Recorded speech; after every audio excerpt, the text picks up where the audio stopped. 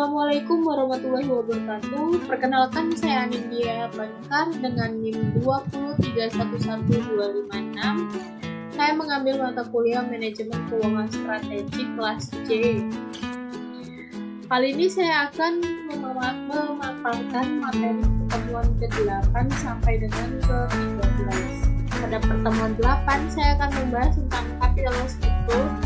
Jadi struktur modal dijelaskan dengan menggunakan ilustrasi pembagian fungsi di pesawat yang hanya memiliki satu pintu keluar di bagian depan. Dan dari ilustrasi penumpang pesawat dapat diperhatikan bahwa penumpang pesawat di bagian baris paling depan atau first class adalah employee atau supplier, yaitu kewajiban yang harus dipenuhi perusahaan pertama kali. Kemudian barisan yang kedua yaitu business class adalah interest, yaitu para debt holder yang mengutangkan kepada perusahaan, di mana perusahaan harus memenuhi kewajiban bayar hutang tersebut. Nah, setelah itu baris yang ketiga biasanya disebut dengan fifth class, disebut dengan tax atau pajak, adalah government, yaitu harus ditanggung perusahaan. Dan yaitu kursi yang terakhir ya economy class adalah para pemegang saham yang biasanya disebut dengan shareholder. Di sini para pemegang saham menjadi yang terakhir dalam pemenuhan kewajiban perusahaan. Utang dan ekuitas yang lebih murah adalah utang, karena jika perusahaan mendapatkan keuntungan melebihi ekspektasi utangnya itu tetap dibayarkan berdasarkan kesepakatan di awal. Sedangkan ekuitas yaitu kepemilikan modal saham, seperti pada ilustrasi pesawat terbang yang berada di barisan paling belakang atau biasa disebut dengan paling banyak resiko yang sangat besar. Nah, itu tuh resiko tersebut tuh dibayarkan paling akhir karena perusahaan akan menyelamatkan dari barisan paling depan terlebih dahulu. Kemudian pertemuan yang ke-9 saya akan membahas tentang cost of capital, yaitu menentukan biaya modal yang tepat. Itu sangat penting bagi perusahaan karena perusahaan itu akan berjalan dan berkembang dengan modal. Nah, sehingga penentuan biaya yang tepat itu mempengaruhi bagian perusahaan. Nah, bagian perusahaan itu bisa berjalan dan berkembang di kemudian hari. Kemudian perumusan biaya modal itu berasal dari ekuitas yang berada resiko, dan cara pengembaliannya itu membuat adanya perbedaan bisnis saat berjalan, sehingga itu biaya modal itu bisa digabungkan agar optimal. Pada pertemuan 10 saya akan membahas tentang dividend policy and stock repurchase. Jadi apa itu kebijakan dividen? Jadi kebijakan dividen merupakan keputusan apakah laba yang diperoleh perusahaan pada akhir tahun akan dibagi kepada pemegang saham dalam bentuk dividen atau akan ditahan untuk menambah modal guna pembiayaan investasi di masa yang akan datang. Jadi ada 3 alasan kenapa perusahaan itu membeli kembali saham mereka. Jadi alasan yang pertama yaitu alternatif untuk mendistribusikan uang tunai sebagai dividen, yang kedua untuk mengubah struktur modal, yang ketiga kegunaan saat karyawan menggunakan opsi saham. Jadi pembelian kembali itu tidak berpengaruh pada harga saham. Nah, informasi perubahan itu tentang harga saham. Pengumuman pembelian kembali mungkin mengirimkan sinyal yang mempengaruhi harga saham, tapi sebenarnya pembelian kembali tidak berdampak pada harga saham. Nah, jika investor mengira pembelian kembali akan menaikkan harga saham, mereka semua akan membeli saham dari sehari sebelumnya yang akan menaikkan harganya.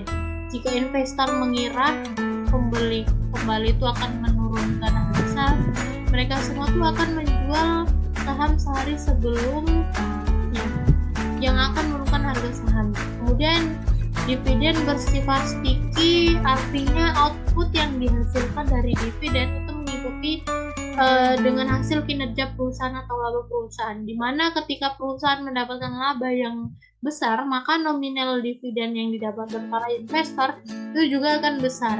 Namun ketika perusahaan mendapatkan laba yang kecil, maka dividen yang didapat juga itu akan kecil. Nah, ketika perusahaan mengalami kerugian, maka para investor juga akan mengalami kerugian dividen atau tidak ada pengembalian dividen. Kemudian pertemuan yang ke-11 saya akan membahas tentang capital market atau IPO process. Jadi IPO yang panjangannya adalah Initial Public Offering merupakan penawaran umum perdana. Ini adalah penjualan pertama saham yang dikeluarkan oleh perusahaan di pasar publik, yang pada dasarnya perusahaan itu mengubah perusahaan pribadi menjadi perusahaan publik. Kemudian jadi keuntungan IPO adalah likuiditas meningkat, pemegang saham saat ini dapat melakukan diversifikasi. Kemudian keuntungan selanjutnya lebih mudah untuk meningkatkan modal. Keuntungan yang selanjutnya menetapkan nilai perusahaan. Kemudian kelemahan IPO itu sering kali kehilangan kendali, biaya pelaporan lebih tinggi, harga pasar mungkin tidak mencerminkan nilai yang sebenarnya. Kemudian resiko yang harus dihindari adalah ketika harga cenderung tinggi namun berpotensi mengurangi jumlah saham yang bisa terjual. Karena IPO ini adalah penawaran pertama, jadi kita harus benar-benar memikirkan kelangsungan ke depannya akan seperti apa saham tersebut. Kemudian percuma saja harganya tinggi, namun realitas dari harga tinggi pun tidak menjamin IPO itu berhasil. Sedangkan jika kita konsisten walaupun dengan harga yang rendah, namun lama-kelamaan akan tertipu biayanya dan bisa mensukseskan IPO. Nah, kemudian pertemuan yang ke-12 saya akan membahas tentang investor behavior and decision making. Jadi mengapa irasionalitas investor bisa terjadi? Karena manusia itu punya emosi selain rasio. Keduanya itu bekerja sama dalam bentuk reaksi jangka pendek maupun perilaku jangka panjang manusia. Nah, emosi ini adalah sesuatu yang kompleks karena mengandung aspek kognitif, aspek psikologi maupun sosial dan perilaku. Jadi salah satu alasan mengapa manusia bias dalam pengambilan keputusan adalah karena adanya preferensi, yaitu tergantung bagaimana opsi tersebut disajikan. Nah, hal itulah yang menjadikan terkadang manusia itu menjadi irrelevan dalam pengambilan keputusan. Yang bisa dilakukan untuk menghindari bias dalam pengambilan keputusan adalah dengan melakukan psychological preaching, dengan membuat tawaran harga yang berbeda, tapi pada dasarnya tidak berbeda jauh, atau bahkan sama sekali tidak dengan harga aslinya. Kemudian pertemuan yang ke-13 saya akan membahas tentang behavioral finance, market anomaly. Jadi market anomaly adalah keganjilan pasar yang terjadi yang jika tidak dapat dijelaskan latar belakangnya proses maupun arah secara rasional. Kemudian efficient market hypothesis menjelaskan tentang hubungan antara harga saham dan informasi tersedia. Di sini ada 3 hubungan. Yang pertama adalah past prices dan weak. Yang kedua ada public information dan semi-strong. Yang ketiga private information dan strong. Jadi efisiensi pasar itu bisa dicapai dengan 2 cara. Yang pertama, investor itu menggunakan informasi mereka secara rasional benar. Yang kedua, ada penyimpangan independen dari rasionalitas. Yang ketiga, arbitragers exit. Nah, kemudian untuk melawan efisien pasar tuh menggunakan bukti. Nah, buktinya tuh terbagi menjadi 3. Yang pertama, low preset effect, small firm effect, calendar effect. Jadi low preset effect adalah saham dengan harga rendah memberikan tingkat pengembalian yang sesuai dengan resiko yang superior.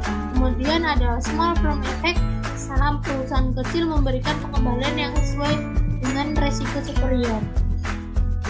Kemudian yang ketiga, calendar effect. Calendar effect ini efek Januari dan efek hari dalam seminggu. Kecenderungan harga saham mengalami abnormal return positif di dalam Januari yang dapat diprediksi dan dikarenakan tidak konsisten dengan perilaku random walk. Nah, saham cenderung menunjukkan pengembalian yang tinggi di bulan Januari dibandingkan bulan lainnya, karena bulan Januari itu lebih tinggi untuk saham yang lebih kecil. Mungkin sekian pemaparan dari saya. Penutup, jalan-jalan ke Amerika, pulangnya beli good time. Terima kasih atas perhatian Anda and see you next time.